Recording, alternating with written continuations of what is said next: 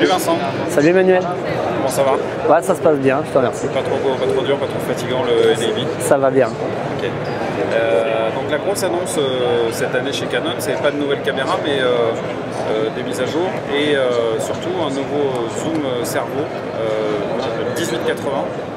Belle plage de focale qui va être assez intéressante pour les utilisateurs de C300 Mark II, mais pas que. Je sais que avec les adaptateurs, les optiques Canon sont utilisés aussi sur d'autres caméras. C'est une plage de focale qui va être intéressante pour les capteurs Super 35. Est-ce que tu peux nous en parler un petit peu plus? Alors effectivement, le 1880, le CNE 1880 T4.4 IS, T4.4 pour son ouverture, IS car il est stabilisé, va venir compléter la gamme Ciné Servo chez Canon, dans cette gamme Ciné Lens. Ouais.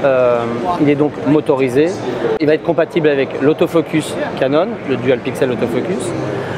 Ça va amener une cohérence à l'ensemble entre cette optique qui est donc très compacte et aussi la compacité de nos caméras, qui se veulent aussi des caméras à utiliser 2 points. Comme tu l'as dit toi-même, c'est une monture EF qui n'est aujourd'hui plus utilisée que par Canon.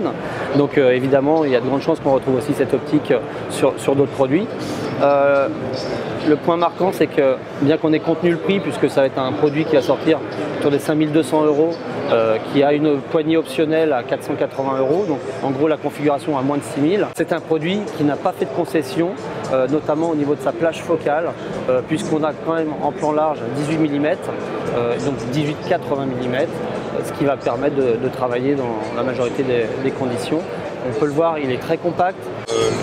La poignée optionnelle, il y a le zooming servo, mais est-ce qu'il y a moyen de commander quand même si on a le servo, s'il n'y a pas la poignée? Si on ne prend pas cette poignée, il y a sous l'optique, alors on le verra peut-être sur une autre configuration, tu le verras plus facilement, il y a un petit boîtier donc, sous l'optique avec la position pour aller vers la position télé, position wide, donc on peut le commander sans cette poignée, mais elle offre quand même pour une bien meilleure ergonomie. Tu peux nous parler un petit peu de mise à jour, la C300 Mark II, a priori il y a un nouveau log. Alors effectivement, C300 Mark II, donc un produit qui est sorti l'année dernière, qui fait plaisir à tout le monde de par son respect colorimétrique par rapport au respect des teintes de chair, là-dessus elle excelle. Donc ce C300 Mark II, on l'upgrade, notamment avec le Canon Log 3, donc qui va être une courbe qui va amener une dynamique de 14 stops. Donc elle vient compléter le Canon Log 1, qui est donc la courbe qu'on avait connue sur la C300, la première du nom, qui offrait 12 diaphes de dynamique. Le Canon Log 2, 15 diaphes de dynamique. Pourquoi cette courbe entre guillemets intermédiaire à 14 diaphes de dynamique? Simplement parce que elle paraît moins bruitée lorsqu'on la regarde, donc du coup elle est un petit peu moins surprenante et plus facile à utiliser. Okay. Et il y a aussi une mise à jour sur la petite XC10, c'est ça? La XC10, effectivement, elle aussi bénéficie de sa mise à jour, notamment au niveau de l'autofocus. C'est un produit 2 points, très léger, et on est en train de lui permettre donc de doubler sa vitesse d'autofocus. Donc très en cohérence là encore avec le produit. Alors une petite caméra un petit peu plus étrange, oui. Petit format, grand capteur, grande sensibilité. Tu peux nous parler un petit peu, c'est ME200, c'est ça? Alors il y a la ME200, il y a la ME20. La ME20 on l'avait présentée donc, il y a déjà à peu près 1 an.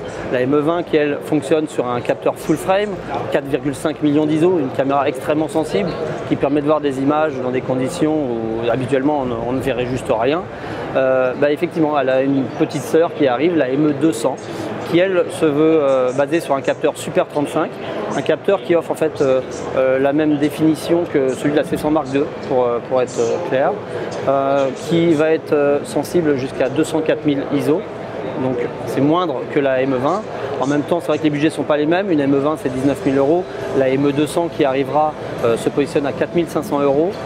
Donc un produit qui va effectivement trouver son intégration, ça peut être dans du drone, ça peut être sur des tourelles, ça peut être dans des caissons. Donc voilà, c'est ce qu'on appelle chez nous le multipurpose caméra. Donc oui Emmanuel, je voulais te préciser, concernant les upgrades, donc C300 Mark II et C100 Mark II, il y a maintenant, grâce à ces upgrades, la possibilité d'utiliser donc le DAF sur ces 2 produits, C100 Mark II, C300 Mark II, que ce soit avec le CNE 1880 et le CN7 par 17. Aujourd'hui, pour rappel, le seul moyen d'avoir accès à ces fonctions d'autofocus, c'était de les utiliser avec des optiques photo. Donc là, on a enfin accès à l'autofocus et la performance de l'autofocus proposée par Canon sur une gamme d'optiques haut de gamme qui sont les Signet Cervaux. Je crois qu'il y a une mise à jour pour la post-prod qui est intéressante aussi. Oui, tout à fait. Tu fais bien de le préciser. Il y a à peu près une dizaine de jours, Avid a sorti donc, une mise à jour de son logiciel de post-production, la version 8.5, qui permet de travailler intégralement avec tous les formats de fichiers de la C300 Mark II comme de la XC10, puisqu'on reprend la même compression, le même encapsulage.